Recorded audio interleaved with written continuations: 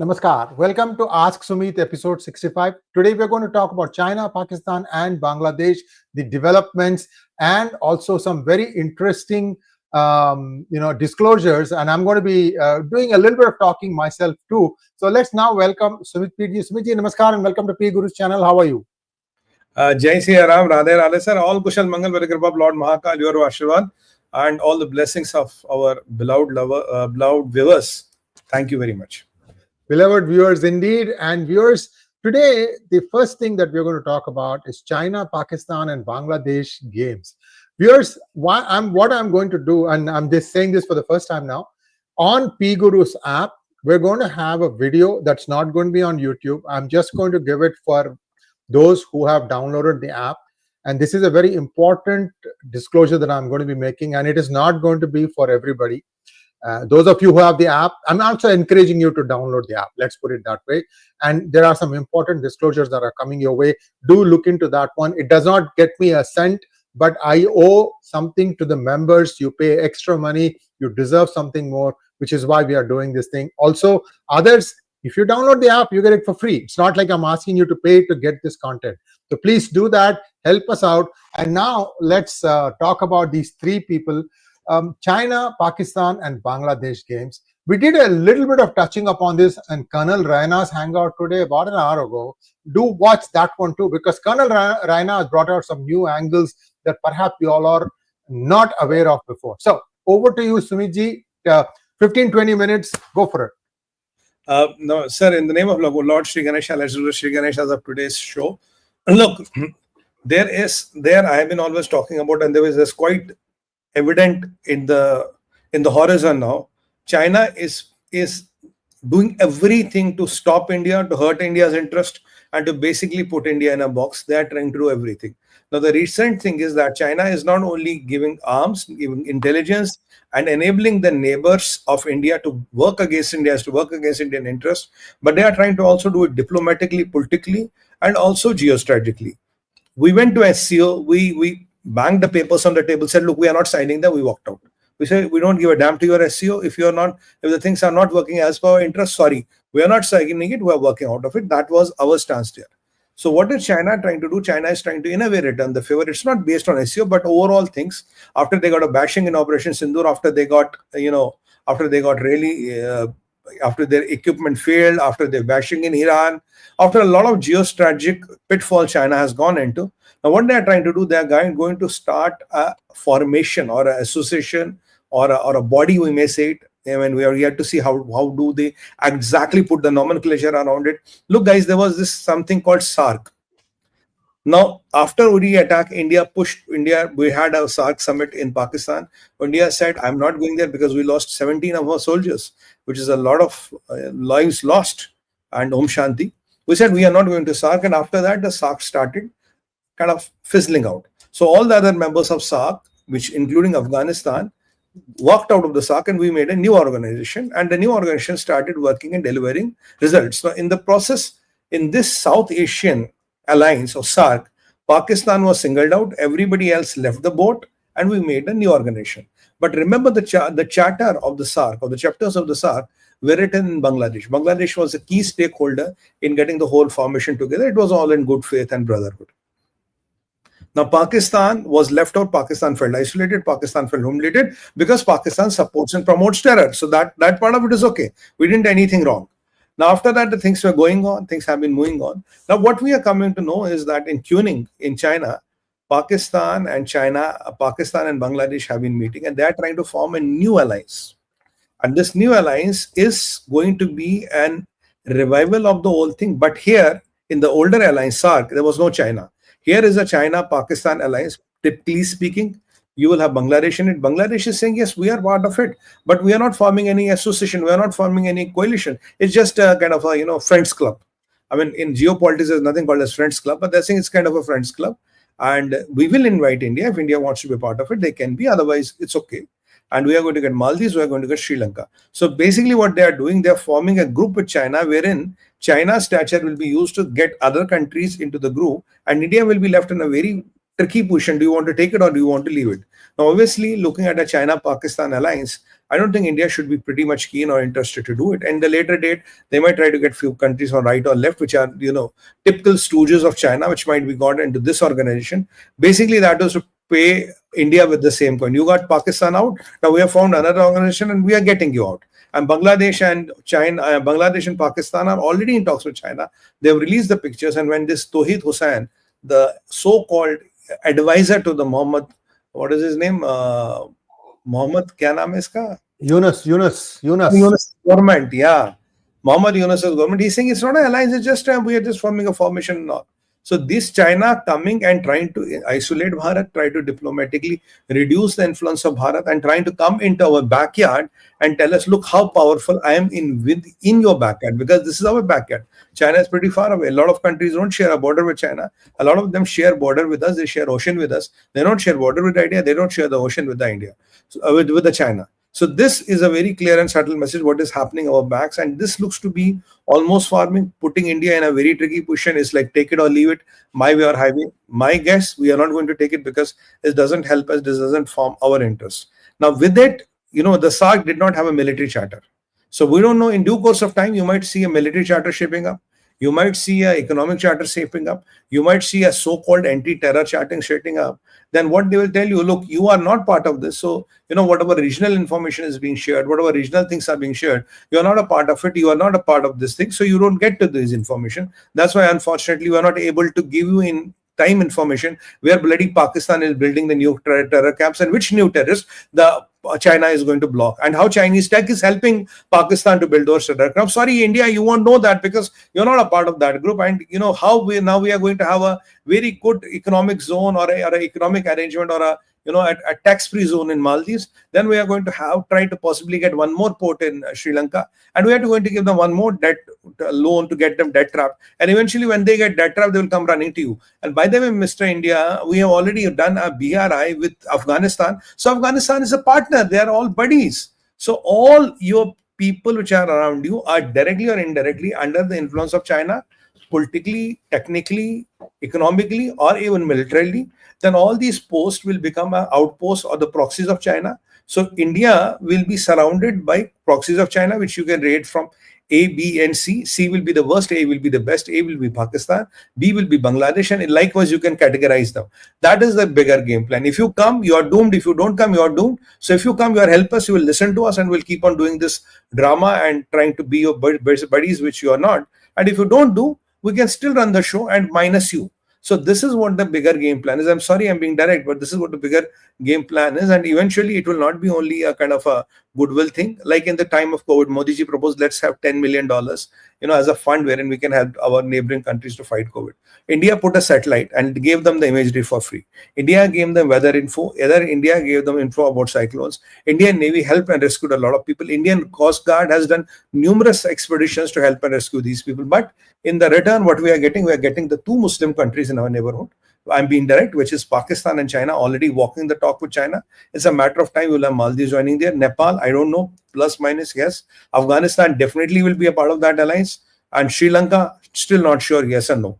So that is how the picture looks like. So ultimately, they will get a couple of more Muslim countries from that side of the world. They might have a Malaysia in, they might have a Indonesia in, or they might want to get a Uzbekistan or a Kazakhstan. In the long run, I don't know. That is not what is being talked about. So ultimately, it will be a China-heavy, China-oriented, China-controlled, China-directed alliance of so-called South Asian republics, but controlled and manifested by China. So it's a SCO part 2. Where China will call the shots, and you're supposed to be there as a silent spectator, listen to everything, pretend to understand nothing, and keep quiet and say, well, I don't know anything. I mean, this is what the new normal is. This is what China wants you to do.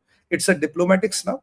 And Pakistan and Bangladesh are exactly walking and playing to China's tunes. They're dancing to their tunes. That is what is happening here, which is mind-boggling and which is very baffling. And after all what we have done for Bangladesh, after all what we are doing for Bangladesh, it is a dagger which has been put in our back.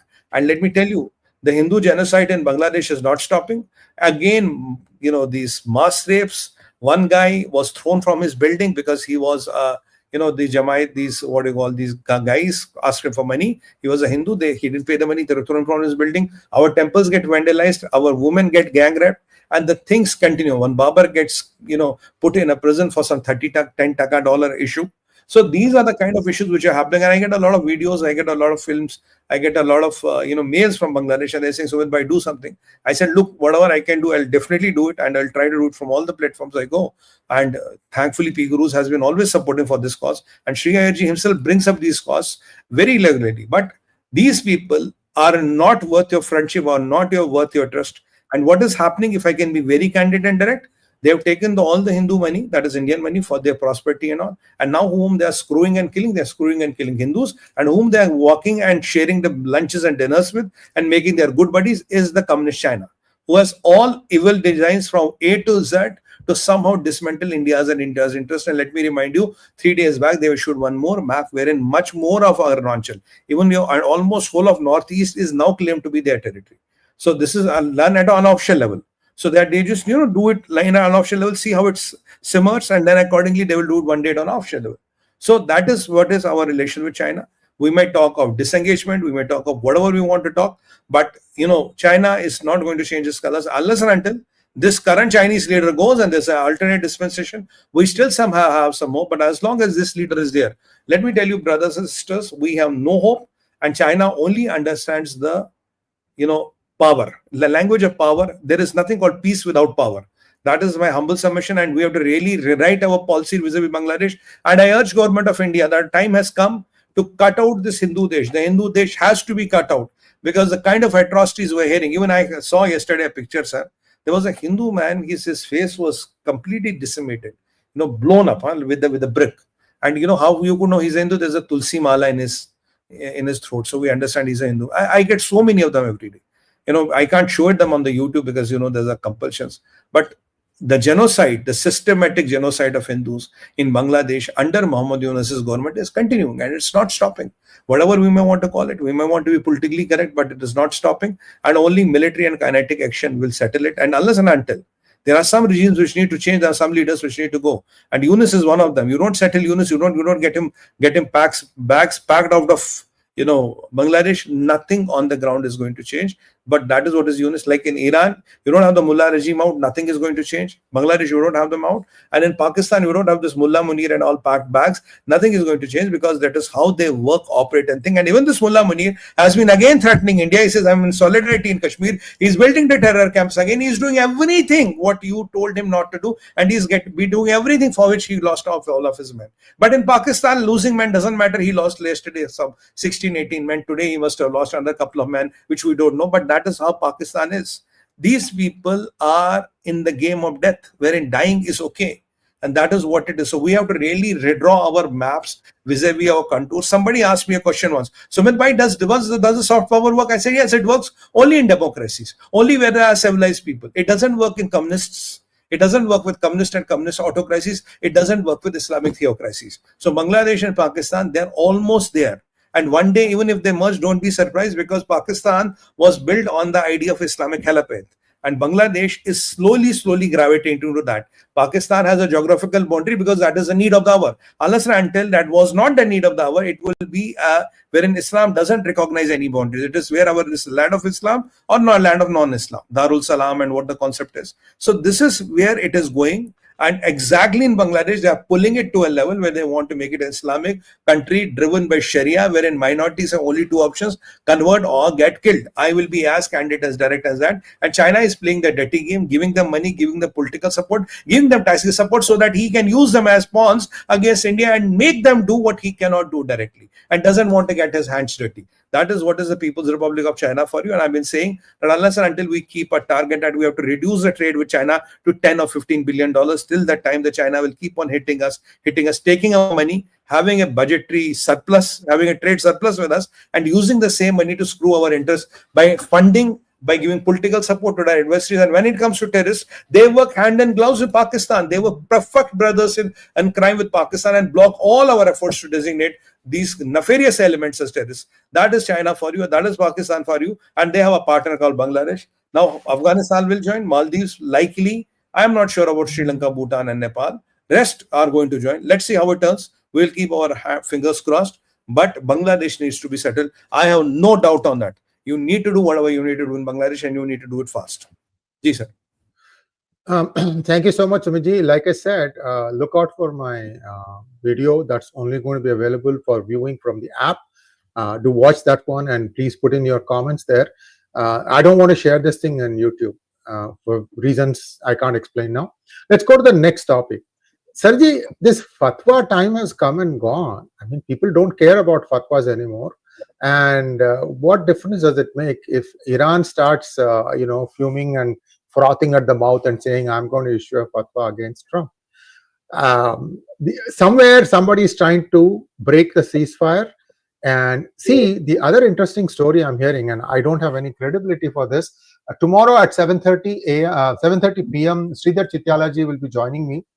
And we're going to take a look at India's dependence on China and Russia. This is a different topic. Nobody has talked about this. Take a look watch that video. We're also going to talk about what is happening really behind the scenes in Iran. My information, and it is sort of confirmed, Sumitji, is that the ceasefire was not signed by Khamenei. Khamenei is completely out of the loop. It is the army with the help of Pezeshkian, I think, that did that. And the army said, look, we will control this thing because IRGC has been... Good. Yeah. So whatever is left is completely defanged. And they cannot go and do this moral policing also, I'm told. So to some extent, Iran is willing to do what it takes to become a responsible sovereign nation. And this thing might go. That's what I see as this latest fatwa of somebody frothing at the mouth, because they are seeing that beyond their 100-foot or 200-foot deep bunker, they can't come out. Israel is looking at all of them. You can't come out.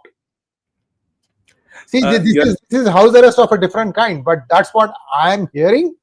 And viewers, I don't have proof. I have to tell you this, I don't have proof. But always, don't see what they say, see what they do. That's what I'm over to you. Okay, it's a very interesting conundrum what you have brought, Sree sir, and quite right also. Now let's start with what is this fatwa business about. Look, now there is last 19 days, Ayatollah Ali Khamenei is not seen in the public domain. No public appearance, no public stamp. All the videos are pre-recorded. All the so-called letters and those declarations have been handwritten. That is what their news agency claims. And no public appearance. There was a big state funeral. He's missing. There were all these talks happening. He's missing. He's not to be seen anywhere. His son is not to be seen. His wife is not to be seen. His 4 sons and 2 daughters are not to be seen. Now, the deal was that he has possibly tried to cut a deal with Putin, and Putin asked him, what are you bringing to the table? You can't come here for free. Why? What are you getting with you? Tell me, otherwise, how do you think Russia is an anathalaya where we're like, yes, I'll keep putting people. So we don't know where he is. So now, interestingly, what happened with that mysterious disappearance of Khamenei for 19 days, war has stopped. You can logically come out, but the Trump threatened you 2 days back, stop lying, otherwise I'll take you down. Now, you might say that you have a threat to it and all that. Now, there is one more Ayatollah in the picture. His name is Ayatollah Shirazi. He's the Grand Ayatollah of Iran. So don't confuse him with Ayatollah Ali Khamenei, the Khamenei which we say. Now, this is Ayatollah Shirazi. Now, Shirazi is a Grand Ayatollah, again from one of the Ayatollahs, but more of a religious man. Now, what did he say? He said, I am declaring Trump as an enemy of Islam. Mushir, Muhabbir or Mushir. That's a weird, they use, my pronunciation might not be there. So that is I have discovered. So when you discover this, kind of officially designate that person, so what does that mean? That means killing that person becomes the sovereign duty of every Shia in the world. So if you are a practicing Shia and you are based in Shiaism, it is your duty to kill that person who has been designated as an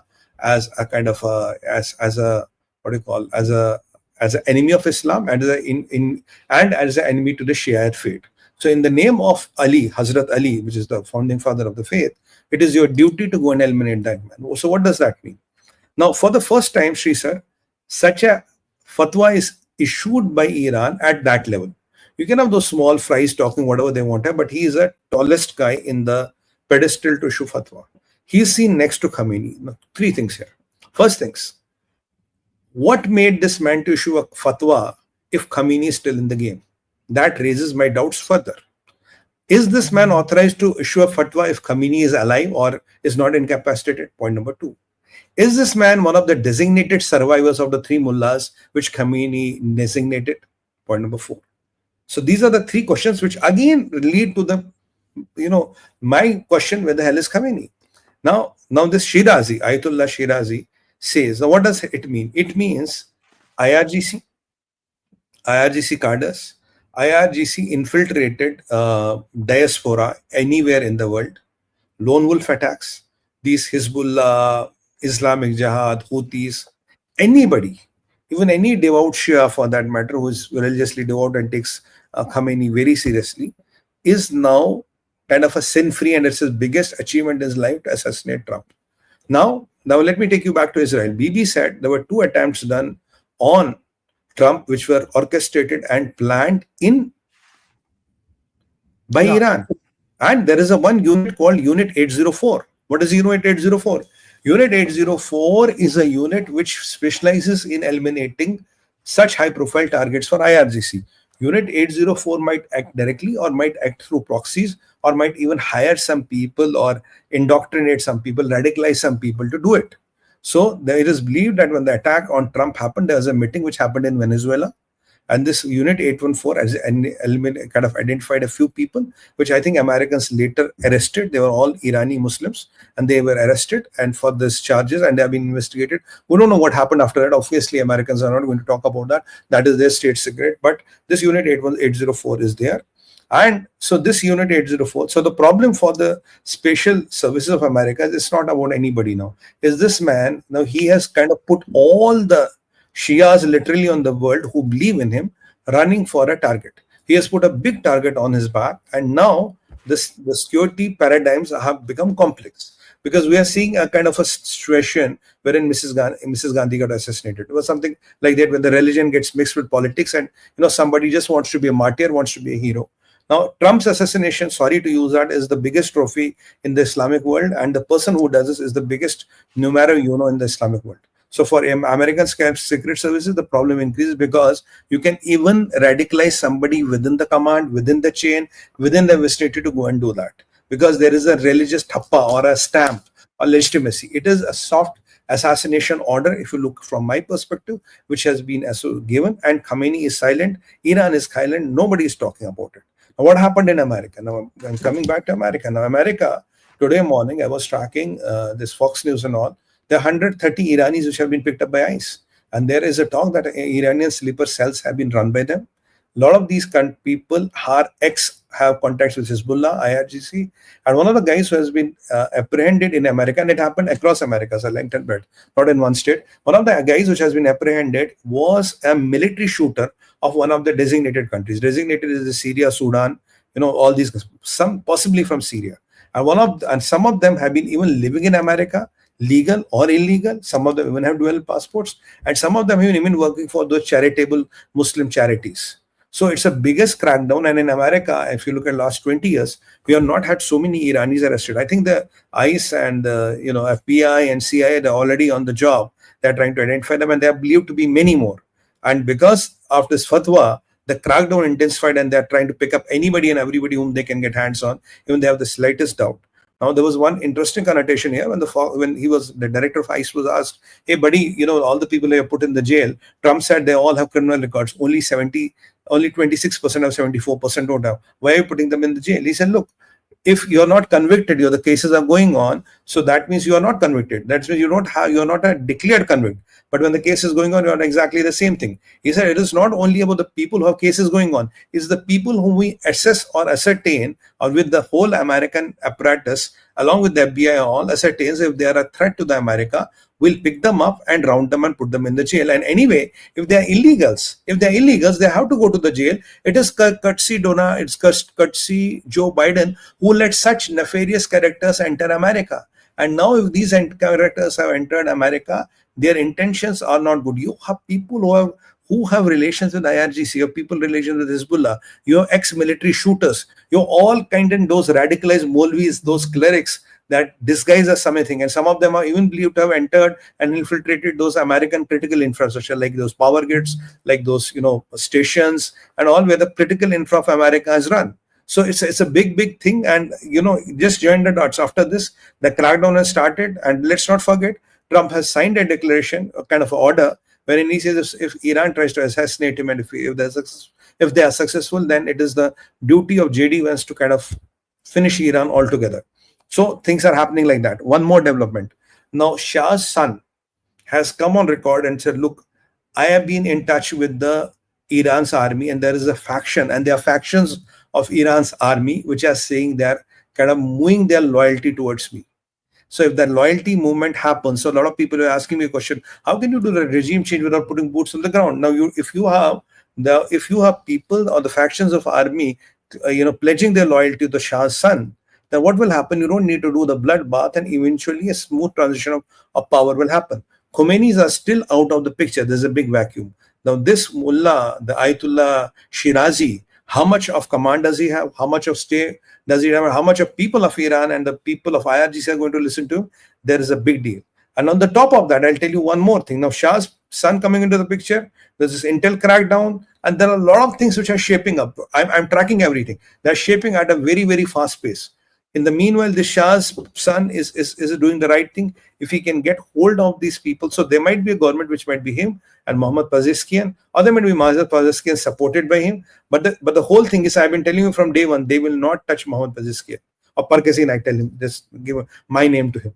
Mohammad Pezeshkian, they will not touch, because he's the only man who can be utilized for the next round of things. Now, there's one more interesting aspect here. Today, President Trump, after hearing this, what is his reaction? He says, I'm not talking to Iran. I'm not talking to Iran. I am not giving them anything. They have nothing to offer me. They had 3 sides. I have decimated them. So why the hell should I talk to them? What is there to talk to them? What am I going to talk to them? Why should I waste my time talking to them? Because Trump is pissed off. Now, after 2 attempts, which we know for sure, even the third, which somehow got lost somewhere, there was a third attempt also possibly. Now, Trump, after knowing this, that for the first time in so many years, you have literally the tallest Molvi, or the whatever you want to call him, or the Ayatollah of Iran, has officially designated me as an enemy of Iran and made it mandatory on every or any devout Shia to eliminate me. Then he's really pissed. And so with all these things happening, Trump is not very happy. He's saying, I'm not going to do anything. I'm just waiting and watching for the things to come. In the meanwhile, when this is happening in the background, she said, now the Iran's new person who has replaced General Hussein Salami, had a call with Saudis on Sunday. He called the Saudi defense minister and said, look, buddy, I think the ceasefire is not going to last, because we can't trust the Zionist regime. And though Iran kind of declares they have around 700 people which are dead, 5,000 injured, Israel says they have 28 people dead. According to Trump, both of them came for ceasefire, which I don't believe. And Trump again said that Israel would have bombed the shit out of you, because I stopped Iran from doing the biggest attack on you, decimating Tehran altogether, but I stopped them. I may not be that courteous next time, because Trump is now pissed off. They are now openly calling for the death of the President of the United States of America. This has never happened before. They could not dare to do it. Only 2 things why they are doing it. One is that they know this is the last, it's the last card in my pocket. Let me drop the card. Or they are now at a stage where they don't give a shit. Anyway, we're going to die. Let the whole world die with us. Let the hell break loose. Let the Middle East completely burn. We don't give a damn. These are the 2 possible situations. Third thing, my assessment, there is a power vacuum. I've been stretching my neck out and saying, my assessment says more than 50%, 60% Khamenei is dead, or mostly 70% chance he's incapacitated. He's not in his health where his arms and legs and are properly working. His son is missing. Things are missing. Things don't look right there. And now Shah's son coming and easily getting, the army to kind of work for him or to pledge his allegiance to him. American crackdown, this fatwa, and then you see the current chief calling the Saudis. You are not the best of the friends. You didn't have another diplomatic relations for a long time. Why are you calling the Saudis? Because you are trying to call the Saudis because you want to send through Saudis the message to Americans. You are trying to send message to Americans, look, the ceasefire may broke. And you somehow have somewhere down the line know some of your missiles have been able to penetrate Israel's defense shield. That is why Israel says we have a loss of $3 to $5 billion for the first time. And Israel has lost quite a few people because of some missiles have been able to pierce that. And we know what happened with the 𝗏 batteries. A lot of 𝗏 batteries were used much more than anticipated, because I think that was the only tool which could do to intercept. So Trump is again kind of prepared for this. Iran is preparing for it. Israel is preparing for it. America is preparing for it. And the Middle East is preparing for it. So what I was telling you, it's a temporary halt of operations, and especially the things go bad when Israel says, look, for me, Iran is like to Lebanon, and they have been pounding Lebanon like hell. They have pounded Lebanon like hell, what I've been watching. And even the assassinations in Syria have started. They have started targeting the assassinations in Syria. And it is believed that one of the Khamenei's close aide is in Damascus. And he's trying to coordinate a lot of things from Damascus. It's a matter of time you will have IDF declaring that person is also evaporated. So IDF is not going to stop. Israel cannot stop. This time they had a bit of a hit, which is there. And Trump and Americans and everybody is kind of regrouping and rearming themselves. Meanwhile, there's a power vacuum. Shah's son is getting active. And as per Sree Iyer's info, it's quite possible that, the people in Iran are sick and tired of that. IRGC doesn't have that metal. If they had that metal, they will not be parading 69 dead bodies or empty coffins. What they have paraded is 69 empty coffins trying to get masses to support. And what happened yesterday? I was quoting again CNN here. The CNN said that there was a very unusual event which was seen in Iran. You know what was that event?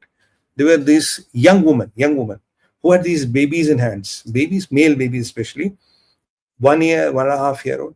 They put that thing around their head and those clothes of martyrs, and they would raise them like this to the air. What does this mean? No, I'm not an Islamic scholar, don't quote me if I'm wrong, but there was believed that, Hazrat Ali raised his son to the enemy. An unfortunate incident happened. After that, the enemies did not bother or whatever. Though unfortunately, as per my information or my knowledge, which might not be 100% accurate, the child got killed.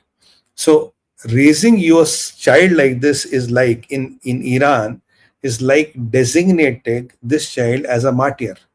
So you are raising this child in the name of Ali and designating him as a martyr, that this person is born to be a martyr and will be killed in the name of Islam and on the way of protection of Islam. So you are saying he is not my son. From today, he is not my son. He is the son of Ali. And he will fight in the name of Hazrat Ali and his ways and protect the Islam. So thousands of women after that drama which happened in the roads have come on the roads and done like this.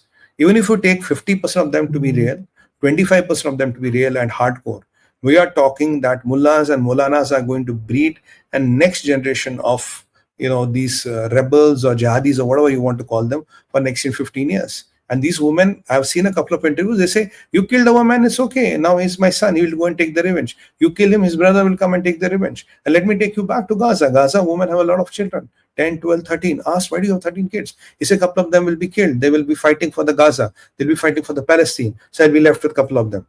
And in the Islamic faith, it is believed, a lot of people believe, not all, a lot of people say that women are for breeding and the men are for pleasure. So with that kind of a mentality, I've seen those scenes, showing babies like this. And in Iran, it is symbolic. It's like pledging your baby for martyrdom. So this baby is born for martyrdom. It is a new kind of terror infra which these mullahs have built. This can be only and only stopped. I request to Americans and anybody who's listening this, unless until you get this mullahs out of the gear, unless until you dismantle them completely, this will not stop. Make Iran a democracy, maybe not 100% democracy, maybe 50-40%. Still, there will be some rule of order. This blatant, thing where a newborn baby, 8 months, 9 months old, you're showing it like this and saying he is now a born martyr. He's born to be a martyr. I'm dedicating him to Islam and he will live and die for Islam. And what is live and die for Islam is what the mullahs will tell you to do. They will determine what is right and wrong for you. They will tell you when to live, when to die. And this is dangerous. So if the people in America, I'm very sure they're watching it because CNN has covered it, CIA and everybody is watching it. So my take is, without regime change, if you think things are going to change, we are all living in fool's paradise. Sorry, nothing is going to change. Regime change must happen. You have to get a dummy government. You have to get Shah's son. You have to get 𝗏𝗏 𝗏𝗏 and whomever you want to get. These mullahs have to get out of gear, and these mullahs, in my assessment, they are losing Sree Iyer ground. They are losing it fast. if we don't do it now. That is why they are trying to send fillers to Saudi. Because you know why Saudi? Because Saudis are the best buddies of Americans. I'll call Saudi, he'll keep on the phone and call Marco Rubio. Rather than telling Marco Rubio directly, he's trying to tell him. And what they must have told him, if the war doesn't stop, the whole Middle East will burn. Oh, the rockets can come and hit the refineries. We can block the Strait of Hormuz. And now China is directly playing with them. China is talking of giving them J-10Cs, which gives them some sizable firepower. And so this makes things a little bit difficult for Israel and America as a combo. But with these developments happening, I think if you see a tomahawk hit again, if you think Americans and Israelis accelerating what they have to do after 1 month, that is possible. My assessment is that this ceasefire will break. It was never a ceasefire. It was a temporary halt of operations. It's bound to break because mullahs are getting desperate. Either you can replace them and have permanent peace. If you keep them alive, if you keep them alive and kicking, they will never let peace happen, and innocent people have to die. I pity the kid. I pity the kid. Oh my God, he is or she is possibly male. He's 8-9 months old. He doesn't even know how to say mama and papa. You have declared him as a martyr. He's supposed to die. He's supposed to put a bomb around his vest and explode somewhere. This is the level of indoctrination and radicalism these mullahs have brought to Iran, and this is what we are up against. This is what the world is up against, sir. Sumit, I have criticized the Modi government for many things, but I have not been having enough praise for them. One of the best master strokes that Modi did, and for this you need a lot of testicular gravitas. Yes, you heard me right. He is to ban software coming from China. Sumit, you don't know the kind of videos that are being shown on TikTok. Correct, sir. Okay, they have figured out that you can shock people into watching these extreme types of behavior. Do you know that there is this, I don't know if I should say this thing or not. I mean, they are doing some of the most obscene things, I should say. Like there is, I mean, I'll just say this thing is, people, your ladies, please excuse me if you find this language offensive. I'm just telling you what is on visual display in TikTok. Some of it is finding its way into X also. There's this lady who will go to a public place, grocery store, toy store, big mall, and sets up the video, and in full display takes out her undergarment, leaves it in between tomatoes, drops it there, just walks away. Not once, but several times. I'm like disgusted. So why are they doing this? To get eyeballs. So there is this drive, and then the other thing is shock people into believing that this is what the whole country is doing.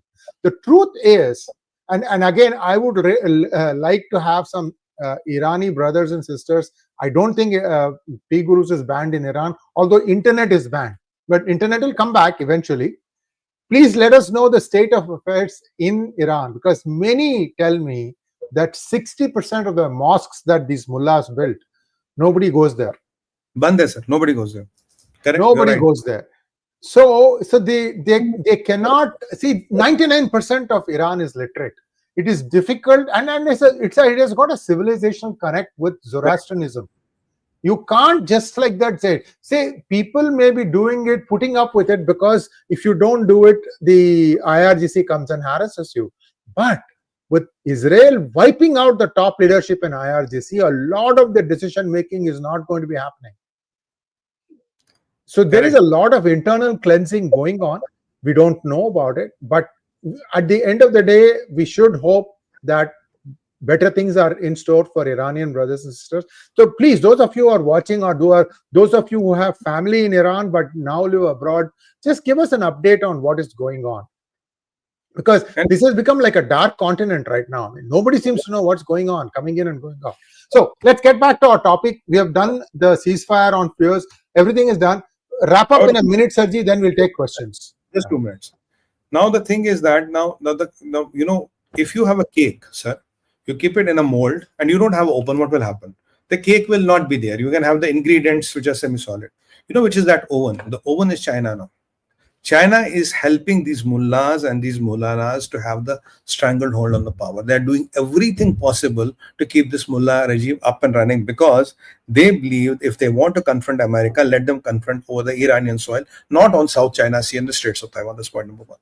Point number two is, remember, I have been talking here on TikTok. What were the TikTok videos doing in America? They were saying that, America, you have to rise up and do the revolution. You have to pick up your guns and you have to go out and fight and kill people, because your leaders, your democracy, your capitalism has pledged you to China. You have outsourced everything to us. Your future generations are outsourced to us. Your future earnings are outsourced to us, because unless until there's a revolution, that means pick up a gun and start killing people. That were the videos which were shown in across America. We have discussed that. And you are absolutely right, sir, because when Chinese software comes, these all things start coming with it. And that is why Trump has said that he almost has a buyer. He almost has a buyer for TikTok. And likely within 2 weeks, he is going to announce one. I think one of his deal with Xi Jinping is, you have to let TikTok go. And he said President Xi will agree. He said all probability Xi will agree. And within 2 weeks, there's a group of wealthy people in America. It's not IT people. I don't know who these people are. They're going to buy TikTok. And if they buy TikTok, they are going to control the amount of content which is going on it. So if this TikTok and all, the more and more Chinese influence goes there, the more and more disaster it is. China empowers radicalism, empowers these rabid mullahs so that they can, do whatever they want to do. I cannot fathom one thought before I go. I have my child born, you have your child born, everybody has a child born. How can somebody determine and decide a 9-month-old baby will die on the command, whims and fancies of a mullah who has his 6 children, and all of them are stinking rich? They all have foreign accounts, they live in jets, they eat caviar, and they do whatever they want to do. And there is a poor man out there whose child is destined to die without child and the mother knowing what the real world is. Where is Khamenei? Where is his family? What is their deal with Russians? These are the questions I leave you with. And one day we'll come to know what exactly happened. Namaskar. Thank you so much. Let's go through some questions now, please. Tiger Sati wants to know, Tiger Sati, kya naam hai yaar? Haan. I don't know if you can explain. Satyanarayan ka Sati bana diya aapne, pata nahi. Tiger to acha hai. Sir, is Netanyahu corrupt? Why is he facing trial now, especially when his country is at war? This has been postponed, and I think Trump had something to do with it. Let it go. Next one. Sorry, sir, आपको मैं chance ही नहीं दे रहा हूँ. इसमें कुछ ज़रा बात करने के लिए नहीं है. Look, all politicians have to be corrupt. At some level, they are corrupt. Okay, sorry. That's why I don't want to go into politics, because I know I will get corrupt. Not that I have the aptitude also. Sach bolne mein bhi kuch, if you keep saying the truth, people don't like it also. Dilip Chanchani wants to know, till 1956, Indian troops were in Ilesha. Nehru withdrew it. Why? Nehru also gave them ration to China while they were capturing Tibet. Yes. Ration diya hai. Tibet had a defense. It only produced as much of food as it could consume. Now, if somebody had to invade it, where does he get the food? Where does it get the logistics? It's such a hostile terrain. So somebody from Delhi supplied the ration. And now it has become your biggest nightmare. See, all the smart people from Congress quit Congress when they saw that Nehru was with a certain lady and everything used to come from some other place. This guy was besotted with Western civilization. Yeah. I mean, there is this one banned book, people, you don't have access to it, by M.O. Mathai, which talks about the parent of the Motilal Nehru and all that stuff. This book is banned. I don't believe even any library in the world has that book. I don't even remember the title, but that is where the actual lineage has been revealed. There are some things in Wikipedia that attest to that. Although if I start putting one by one, they'll take it out of Wikipedia. Apne paas to control nahi hai Wikipedia ka. So even that will go away. The point I'm trying to make is that the smart people in Congress, they left, like for example, Shyama Prasad Mukherjee or Rajaji. They figured out that this guy is up to no good and he's not listening to anybody. And that is the critical period from 50 to 62, when he allowed a known communist thug called Krishna Menon, who was living in London and who had done a lot of corruption, to come in and become the defense minister. That guy wanted to be make India a colony of China. Yeah. Nobody goes to this extent and says that, Sumitji. You look at his actions. Anybody who was capable in the army was sidelined by this guy. Even Sam Bahadur movie, you can see that. They tried their best to try and dethrone Sam Manekshaw also. Even in 62, okay, so yeah, they had Air Force. They didn't use Air Force against China. Next one, please. Mangat Ranga wants to know, Namaskarji, in hindsight, can we say that Trump let off Iran without going the full distance? ऐसा ही होता है, sir ji. There is an arms lobby that benefits from leaving things unfinished, so they can go back and sell. Iran has oil. I think Trump wants oil, sir. Trump wants to get Iran, but with the oil. Trump doesn't want Iran without oil. That is what he will be aiming at. And he was very clear on Iraq. He said, I said, don't go there. But if you want to go there, then keep the oil. I mean, that talks of the intentions of the man. Who is going to fund the money? Where's the money going to come from? Next one, please. Kalyan Ram Ganti wants to know, what exactly is the plan of Israel? Displace the population 100%, rebuild Gaza with settlers with protective militarized compound? I think the bigger plan of Israel is what they are doing. I have been tracking that. Is Israel has put 75% of the Gaza and 25% of the land. So Gaza used to be the most densely populated piece of land on earth. Now it is 75% of the Gaza and 25% of the land. So what they are doing, they are going in and they are finding those tunnels. There's still a lot of tunnels left. They are dismantling each and every tunnel. They are dismantling each and every hideout. They are literally raising down even the last pillar what Hamas had built and trying to eliminate everybody and anybody who's near to them. Even there was a very unfortunate incident where there was a kind of a foot stampede which happened. And some 50-60 people lost their life because they had to fire and all. Now, even the food distribution is taken out from Hamas. Hamas doesn't do food distribution. So they are trying to kill the legitimacy of Hamas. And after what happened with Iran, Hamas is devastated. Looking at what happened in Iran, they are able to, they're saying, where will the money come from? Where is the ideological mentor? And there is also already a talk of there's mutiny within the Hamas.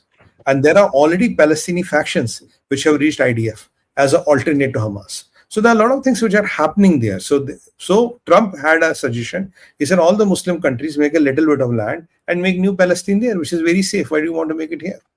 So my thought, my thinking was always that Israel is not going to leave an inch of land this time, and this is exactly what Israel is doing. They are not leaving any inch of land. Whatever they have got, they have got. This is the new rule. Milburn Cherian wants to know, do you think Khamenei and family was hiding in the 30-story deep bunker thinking he could not be touched there? Looks tough, but not impossible. Looks tough, but not impossible, because he was hiding somewhere where he thought it cannot be reached. It is a possibility he reached there. And but at the end of the day, this bunker was supposed to go. They also know it. It's a matter of time. So they will not put him there. There is a possibility that, again, I'm stretching my neck out, probability that he's no longer there in the game. Unless and until I see Khamenei, unless and until I see Khamenei live and talking with a timestamp, then I know he's live and kicking. Even if he's there, maybe not dead, he's incapacitated. So Israelis are very smart at one thing. You may not kill Khamenei, but you may incapacitate him. Even incapacitation of Khamenei makes more dissonance than killing. Killing them gets the whole flock together. But if you make him into a pumpkin, literally, medically speaking, so that is more useful state to you. So that is the state where there will be complete palace intrigue. And palace intrigue is more beneficial than uniting the palace. So Israelis are smart at that. You don't know what they've done. Milburn ji, Islamic Revolutionary Guards Corps is the enforcement arm of the Khomeini, because the first guy, he is the one who set this thing up. Okay, so by taking out that and wiping out that structure, you can't enforce anymore. Fatwa bolo, so what? Who cares? And if he has to escalate it, he has to come out. He's afraid to come out. That whichever mullah that is, he's afraid to come out. See, this is where you want it. What Sumitji said is correct. You defang the enforcement arm of the mullahs, then they are done. Actually, you should watch shows like Tehran. That Tehran is in, I think, Apple. Then there is another show called Night Agent. I think that's in Netflix. When I say these things, right, you guys can mark it down. Whenever you have time, watch it, because there is a different side of Iran you will see there. An Iran which understands diplomacy, and an Iran who knows how to act like a responsible player in the world. That is also there. It's not just all these extremist thoughts. Please understand that these are the loudest voices. That doesn't mean there is a better, more reasonable voice somewhere in there. And these people, unfortunately, have taken all the mind space and all the media space because of all the funny theatrics they do. Like parading these 69 coffins. What was the point? What is inside that coffin? Are we sure there's something inside that coffin or not? Nobody knows. You're sealed the coffins. You're sealed the coffins. Next one, please. Aprameya, I think they'll just ignore it. Sorry, Smiji, you want to add to that? I think they'll just ignore it. USA doesn't care. He has stopped talking to them. Khamenei Mulla regime be allowed to continue after. You see, they will see how the things turn for them. If you look at the broader picture, what is happening now? Everybody is questioning where is Khamenei. If you eliminate Khamenei, it will be a big thing. There'll be a lot of repercussion. Now, slowly, you're settling it. Is he alive? Is he dead? Is he dead? Maybe alive, maybe dead, maybe incapacitated. So in the mind, you're making the mind. Bhai gaya. It's a matter of now, it's like just signing the check now. You put the amount, you put the date, everything is agreed. You have the pen, should I sign? And you finally decide to sign, then it's done. So it's like pressing the enter button. They are not pressing the enter button and declaring it. So what was considered to be politically untouchable, you know why? Because Khamenei is not only the political leader, he is also the religious leader. By the Shia crescent, he is the tallest person in the Shia council. After the Imam, he is the person. So you have to kind of kill the aura of the person, then kill the person. So you can't just hit the person because there will be a lot of repercussion. Now, even in the Shia community, they are not sure is Khamenei alive or dead. That is exactly what Americans want. They want this dissonance, and in some way down the line they say, oh, possibly, and then you will one day hear, oh, he had some critical disease and he's in a hospital, 10-15 days in hospital, and then finally he passed away peacefully. Next one, please. An average Hindu, thank you so much. Unlike you guys, Indian media is silent on Bangladesh Hindu. Hindu is a Hindu. They are our brothers and sisters. They know what it is to be a human being, to achieve better, to leave the world in a better place from the time you enter it. That is the simplest way I can explain it, because that's what everything is all about, whether it is Gita or Upanishads or Bhagavatam, everything is the same thing. Be a better person. Moksha, right? Attaining moksha. So it pains my heart. That's why I have been at the forefront talking about Malaysia. Sorry, I'll give you a chance to answer. I just need to tell some things. I've been covering Malaysia. I've been covering Guyana. Trinidad and Tobago, Prime Minister Modi is going. You'll find some surprises there, because from the taxi drivers to people I talk to, they all say, it is my life ambition to at least go back to my Janmabhoomi once. They went there 185 years ago. 185 years ago. Over to you, Sumit. I think it is our right, it's our moral duty, and it is our dharmic duty to talk about that. And brother, when it comes to Desh and Dharma, there is no compromise. At least with us guys, there is no compromise. We'll talk about it. Whatever the cost and implications are, we don't give a damn about it. We'll talk about it. And let's assure you, our brothers and sisters in Bangladesh, wherever Sree Iyer ji will get a chance and opportunity, we will definitely talk this. I was on India News 2 days back. I think prime time I talked about it. I was on NewsX. I talked about that. I was on our friendly competing platforms. I talked about it. So I am always talking, we need a Hindu Desh, and it has to be done militarily. It cannot be done by Batchit. That is my simple suggestion. Next one, please. Vijay Kantan Arunachalam wants to know, why is the F-35 still parked in Trivandrum? We gave a detailed explanation in one of our other videos. Sumiji, if you have any update?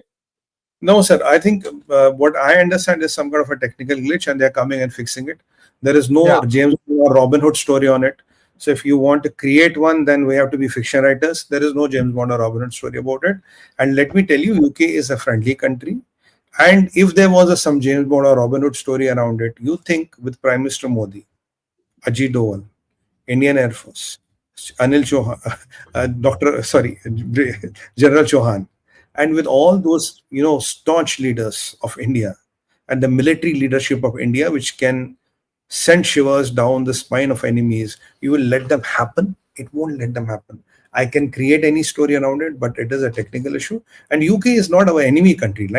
UK is not our enemy country, and we do a lot of the exercise and all with them. Things can go wrong, things can happen, and there have been planes of Air India which have been grounded in countries for a few months. It happens. They have to be repaired. They have to be brought back. So let's not look too much deep into it, and let's not create stories around it. There are technical glitches which happen with us, which happen with them. But if we want to sensationalize it, that's a different issue. But my issue is it's a normal issue. Let's not get too much into it. Thank you, Uniman. Morarji Desai got Nishane-e-Pakistan for his contribution to Pak's nuclear program. Yes, that is true. He did leak some of the secrets. It helped them to wipe out the raw assets buried in the Pakistan. Not only him, there are other people also who have done this thing. So don't try to single him out. I'm just saying, of course, Morarji Desai did a huge mistake. He picks up the phone and says, I know all about your nuclear program to Zia-ul-Haq. What sort of diplomacy was that? He personally was against, India developing atomic weapons. Look, these are people who were transitioning from one era to another. And I can tell you, India failed to understand that by 1943, it was US which was the leader of the free world, but they still continued to believe it was the empire that called the shots. I mean, if you don't even have that kind of understanding, but then that was it, because India became independent. People who had no administrative experience became prime ministers, chief ministers, ministers, this, that, what have you. So there is going to be this kind of a gap. Look at the whole thing. Look at I.K. Gujral, a consummate diplomat, right? What did that rascal do? He said, well, in the spirit of friendship, each will share our assets of raw assets, our intelligence assets with the other. India shared it. Pakistan never did. No, so I talk about prime ministership. This also should be mentioned in the same line. I'm sure there's another bigger mistake. Kya bole yaar? I mean, this is what India is. These are the leaders that we elect. You're absolutely right. So, mera man kar raha. I want to take out my shoe and beat my head with it. I mean, that's exactly. This is why we gave it to Pakistan on a platter. I don't know how many people got eliminated in that round. Almost everybody. These are the mistakes we've done. See, Shyama Prasad Mukherjee, after starting Jansangh, he just made one nara: Ek Vidhan, Ek Pradhan, Ek Nishan. And then he went to Srinagar, right? Didn't Nehru know that this guy's life was in danger? He deliberately let it happen. So I think Sardar Patel was probably, I have to check the year line. Sardar Patel would have been a little bit more careful as Home Minister from making that to happen. You have to go back and check the timeline. But what I'm saying is, the smart people, the good people in Congress slowly went away. Unfortunately, they could not carry the party with them because the party was still wedded to Gandhian socialism. And you see it even today. Okay, sir, that heavy heart, isn't it? He was literally assassinated there, if I may use that word. He was kind of assassinated there. I don't know how did they do it, but we lost such a brilliant man there. He was assassinated. That's what happened to Shastriji. Again, same thing. So if we go and start looking into the skeletons of the past, there are so many mistakes we have done. But thank God, abhi Bhagwan ki kripa hai, with all his ashirwad, we're still surviving and managing somehow. We're still surviving and, moving ahead somehow. I think the India has changed. The Indians have changed. The leadership has changed. I still remember Prime Minister Modi when he got elected as the Prime Minister, the first speech which he did from, I think, Gujarat. He said one line, I was born, main independent Bharat mein paida hua hu. I was born in independent India. The first line was departing from that old Lahore ki galiya, Peshawar ke kulche and all that. He said, no, for me, I'm born in independent India. For me, Pakistan is a hostile country. The statement had a very direct connotation. I'm born in independent India. I have no affinity. मेरा गाँव नहीं है वहाँ पे. I don't have my chacha living there. I don't have my mama living there. I don't have my some childhood memories. I'm born in independent India. So Pakistan is a hostile country to me, and that is what happened. Unfortunately, a lot of people who came to power in India had some linkage or lineage to Pakistan. And because of that linkage and lineage, from Gujarat to Manmohan Singh ji to a lot of others, there were so many disasters which this country ended up facing because of that lineage and that dil mile hoye and that that what you call it Hindi shairi and all that. वहाँ की लाहौर से हवा चलती है पंजाब में आती है, where all these things and अमन की आशा and all those things which became the India's biggest nirasha, by the way. So I think with time we have learned the lessons, and from that era, if I see today in 2025 we are talking of Operation Sindoor. Things have changed, and rightfully so. Thank you so much, and that brings us to a close of today's session. Please like, share, and subscribe to our channel. Don't forget to click on the bell button for notifications. Let's take the Ashirwad of Mahadev now. And all my friends and well wishers, thank you very much. Please share it on your WhatsApp groups. WhatsApp pe zaruri hai bhai. On that note, Bharat Mata ki jai, Vande Mataram, Om Namah Parvati Padaya, Har Har Har Mahadev.